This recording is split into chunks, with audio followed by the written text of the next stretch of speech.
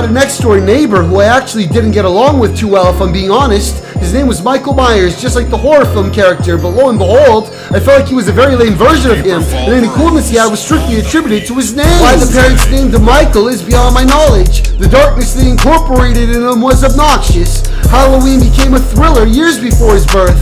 I'm talking Michael Myers and my asshole fucking hurts. Shoved his finger in my butt while we play fought once. He must have felt the gay thoughts well before he smoked the blunt. You think his mom and dad had the family name of Myers and they named him fucking Michael? Gas upon a fire. I didn't even realize the reason he was popular.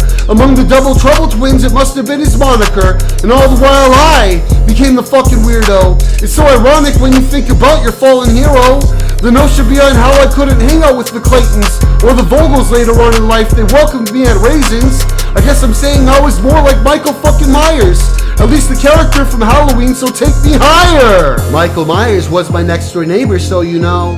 He didn't seem to like me and he might have egged my home. Someone egged my house. And this was Halloween, so do I have the right to kill during this elaborate dream?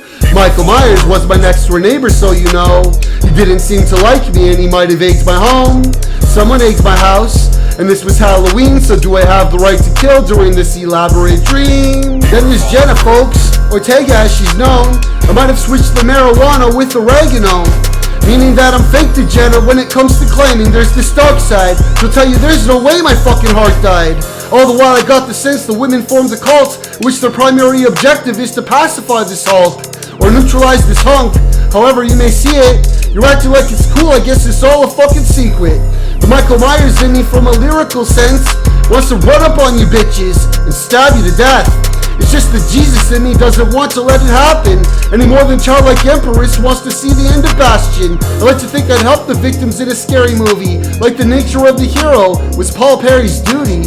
So if I've got these Michael Myers qualities for real, I must insist that Danny Trejo wouldn't need to fucking squeal. Michael Myers was my next door neighbor, so you know. He didn't seem to like me and he might have egged my home. Someone egged my house.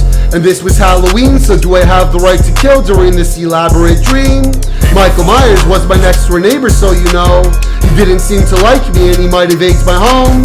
Someone egged my house. And this was Halloween, so do I have the right to kill during this elaborate dream? Paperfall grows.